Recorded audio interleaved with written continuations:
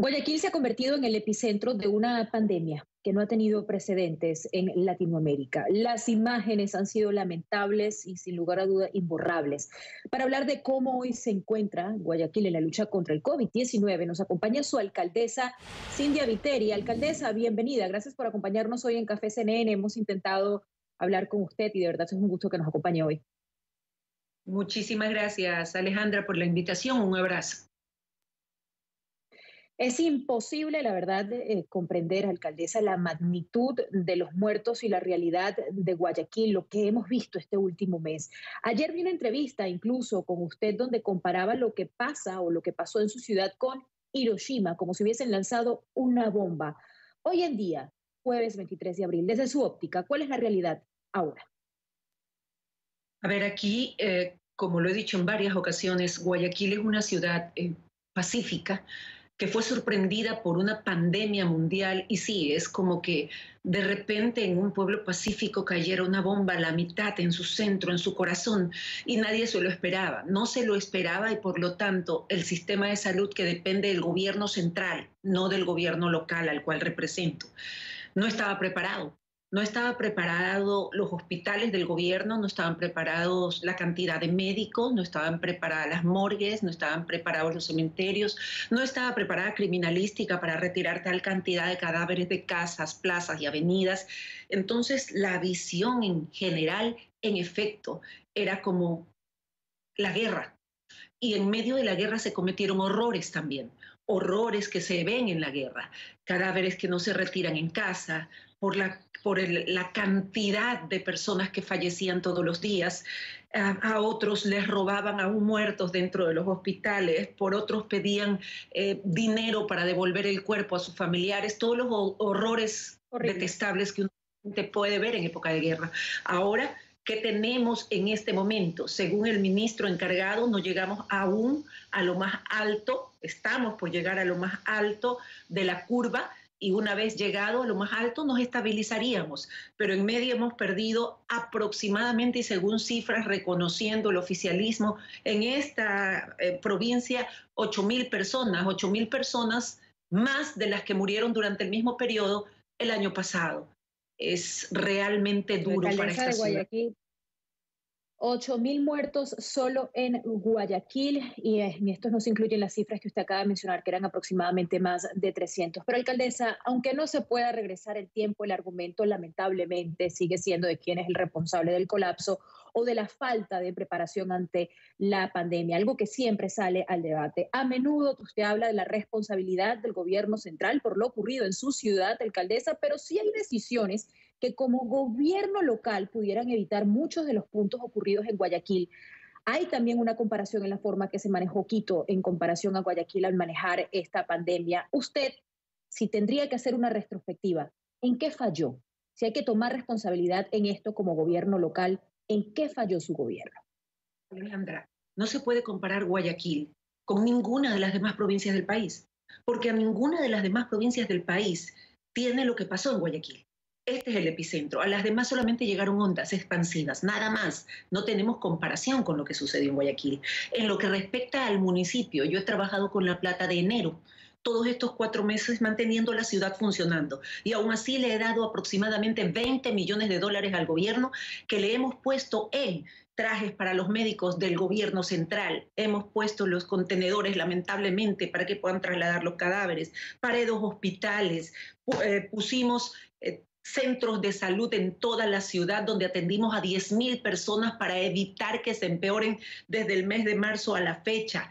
Hemos colocado dentro de estos 2 grandes hospitales que los paramos en poco más de 2 semanas, oxígeno en cada uno para que puedan haber 350 camas y evitar así que el paciente colapse en sus pulmones. Y todo esto con el dinero de enero, manteniendo igual a la ciudad con recolección de basura, con transporte, que son mi responsabilidad, con mercados establecidos y abastecidos, con agua potable y alcantarillado, llegando a los sectores más alejados de la ciudad con agua potable gratis. Abrí con plata municipal de enero la posibilidad que está en concreto ahora, porque ya estamos atendiendo a las mujeres embarazadas que el gobierno tiene que atender, pero que no tenían espacio dentro de los hospitales porque todos eran hospitales COVID. En 2 horas 500 mujeres se inscribieron a punto de dar a luz. Nosotros como municipio no hemos parado. Si mi responsabilidad fuera atender toda la cadena de salud, que no es mi responsabilidad ni los médicos, entonces estaría hablando con la persona que le tendría que contestar esa pregunta específicamente. Nosotros como ciudad, Guayaquil, hemos puesto plata para que los médicos, inclusive del gobierno, tengan un lugar donde ir en hoteles, 182 habitaciones hasta el momento, para que ellos puedan tener donde ir junto con enfermeras y no regresen a sus casas. Es la ciudad que más dinero ha puesto y que más trabajo ha hecho en una pandemia cuyas responsabilidades sanitarias le correspondían al gobierno, no al gobierno local. Y gracias a todas estas medidas hemos visto ya una baja en la curva, como usted acaba de mencionar. Pero si se tiene que poner esto en retrospectiva, ¿qué fallo local hubo, alcaldesa? Hubo un fallo, por supuesto que hubo un fallo. Cuando aquí se descubrió el paciente cero que llegó a Guayaquil, no se llamó al toque de queda inmediatamente, y eso debieron haber hecho las autoridades de gobierno. Toque de queda inmediatamente, la cuarentena, el poder que cada persona se quedara en casa, ¿no? Aquí pasó más de 15 días hasta que lamentablemente se tomaron. ¿Tiene que estar al mano del gobierno central o el gobierno local? Porque en Quito se hizo un toque de queda antes de que lo anunciara el gobierno central. En el mismo momento, le repito, no hay ciudad que tenga lo que ha pasado en Guayaquil. Aquí llegó el paciente cero y aquí se diseminó la enfermedad. Y el toque de queda y las cuarentenas son determinadas siempre por el gobierno central, que se hizo tarde, sí se hizo tarde. Inclusive en ese intermedio, aquí en Guayaquil, autorizaron un partido de fútbol en un estadio inmenso, porque pensaban que el tema no iba a ser tan grande. Cuando empezaron las medidas después de 15, 16 días, ya era demasiado tarde. Cuando empezaron las restricciones, ya eran demasiado tarde. Nosotros como gobierno local tuvimos que dar a las Fuerzas Armadas, a la Policía Nacional, a la Fuerza Pública en general, carros, combustibles, camas en sus hospitales, trajes de bioseguridad, gente. Hemos perdido aproximadamente 50 compañeros de trabajo ayudando en esa responsabilidad que le corresponde al Estado central, levantando cadáveres, manejando en el transporte público, médicos en nuestros centros de atención primaria.